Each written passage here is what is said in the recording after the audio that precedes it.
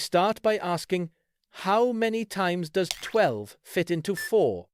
Well, 12 is bigger than 4, so it can't go. That means we join the next digit, which is 3, making it 43. Now ask yourself, how many times can 12 go into 43? 12 times 3 equals 36, and 12 times 4 equals 48. That's too big. So it goes in 3 times. Write 3 on top, above the 3. Now multiply 12 by 3, which equals 36. Subtract 43 minus 36 equals 7. Next, bring down a copy of the next digit, which is 6, making 76. Ask again, how many times does 12 go into 76? 12 times 6 equals 72, and 12 times 7 equals 84. That's too high. So we go with 6. Write 6 on top and multiply 12 by 6, that's 72. Subtract 76 minus 72 equals 4.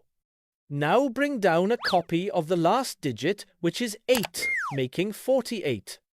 Ask, how many times does 12 go into 48? 12 times 4 equals exactly 48. Perfect.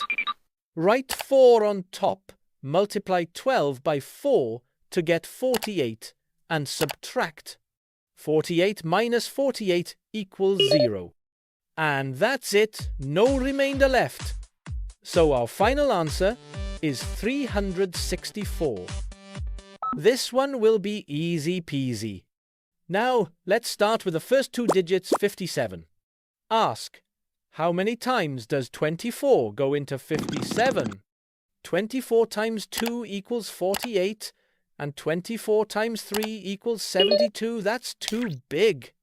So, it goes in 2 times. Write 2 on top, above the 7 in 57. Now multiply 24 by 2, that's 48. Write 48 under 57 and subtract.